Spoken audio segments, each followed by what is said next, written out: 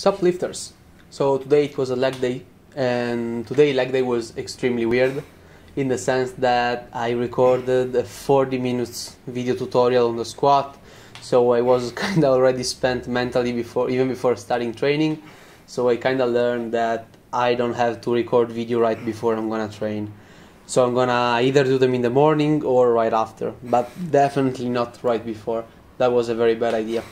So after all of that, I decided to start warming up for my front squats, and I didn't really feel too well. I raised the weight. I think I did 65 today, but it wasn't a really pretty sight, in the sense that I did the first one and I hit a decent number. And the most interesting thing is that I tried using my 3 centimeters heels today, because I thought, okay, I'm front squatting, so having more forward knee travel is gonna be a good thing. More quads, more like I'm gonna be more stabilized, and there is no reason not to do it. However, there is, because apparently it kind of gives some kind of, annoyance to my left knee in a really weird position. So at one point I decided, okay, let's not do it. Also, since there is more knee over toes, I end up having to use more quads, and I felt weaker. I actually felt weaker using my 3 centimeters heels versus my 2 centimeters heels. So you can see that I was kind of playing around with the bar before going into the normal weight, and so I decided to go for it. I hit 2, then I did 3, and the good thing is that the butt wing is almost completely gone, and for next time I'm pretty sure it's gonna be gone, because as you can kind of see from the title, I did a squat jerk, and apparently the squat jerk did something good for me, and it might actually do something good for you as well, I'm not sure. The squats went decently. Now this is where something weird happened, and I hit just a double. And after I hit a double, I felt a pretty weird pain at my right knee. So I felt it and I decided, okay, let's re-rack it. I checked if everything was alright. It was alright. It was just a random weird pain. And I went back at squatting and I had no pain whatsoever. So again, don't panic if you feel any type of pain. Put down the weight, assess the situation, and think calm and logically, because the pain responds to your panic. Again, I felt pain, but I was like, okay, I'm doing everything okay. There is no reason that I'm feeling real pain. In fact, it was nothing really interesting, nothing worse, nothing bad. So you can see that there is no butt wing, and I'm controlling the bottom of the squat quite well, and I'm really happy about it. So the searchers are doing their job. You can see that I'm holding everything, and I hit a decent amount of tonnage, in the sense that I did 65 for like 6, 6, something like that. But there is something more important that happened today, which is this squat jerk, and I really cannot wait to talk to you about that, which is why I don't really know what to say about all of this squatting stuff. This was a kind of worse front squat. Then I did my hip thrust with 85 kilograms, which felt okay. The pillow actually doesn't really do anything. I still have a lot of bruises over my pubic area, just because the bar sits there and it puts so much pressure over the bones. So it is what it is. I will kind of try to find something else to do, but I don't really know. I don't really know if that is gonna help any type of way. So I did these 2 exercises, and then I was completely tired. So I said, okay, let's put 30 kilograms on the bar, since my butt wing seemed okay, in the sense that it wasn't there, and let's practice a little bit in order to keep the bar straighter on my back. And I found something interesting, which is that if I keep my left hand kind of open and I just hold the bar in my fingers instead of grabbing it, the bar stands perfectly straight, and it's pretty fun, because it means that I tend to basically push forward with my left one, and I believe that I'm gonna do it in one of those clips. However, what is actually really interesting to me is that I tend to have less hip shift in the regular squats instead of the front squat, and I believe that it is either because there was less weight or because I was unconsciously thinking about that. So I was focusing more on kind of descending towards my left instead of the right. I don't know, I can't really tell. So that is what I did. I did like 30 kilograms. I played around, I changed the ankles, and you can see how my back is staying pretty well. You know, it's standing in a pretty decent position. There is not too much of a butt wing, and everything felt good. You know, I really feel like that I'm kind of moving forward. The zerchers are amazing. They helped me a lot, and now I just have to get used to hitting more depth, because this is not depth yet. However, you're gonna see that I'm gonna hit depth later on, and I'm gonna reveal you my trick, which you can kind of guess from the title, but whatever.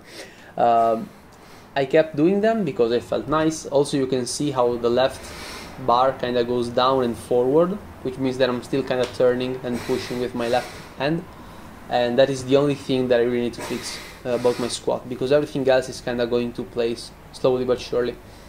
And the 2 centimeters heels are fine, so I don't really need the 3 anymore. So I really think that I might actually buy a pair of Nike Romelios 4, which do cost a lot. So what did I do? I picked this, so I wanted to see what happened when I squatted, okay? And I wasn't really hitting depth, which was extremely weird, okay? And I don't really understand why I couldn't hit depth. So I tried to basically kind of hold it like in a wider position. It didn't really help. So I started doing this type of stuff, and I thought, why don't I try to do a squat jerk, you know? I mean, the session is already going to shit, so at least let's try to do something fun and new. So I did some, shoulder mobility, since in the squat jerk you have to hold the bar right over your head. So I wanted to have the shoulders slightly warmed up.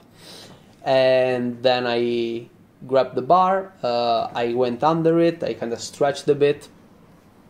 As you can see, I did a lot of noise with my shoulders because they cracked, I believe, or at least I tried to crack them. That usually works and gives me a lot of relief.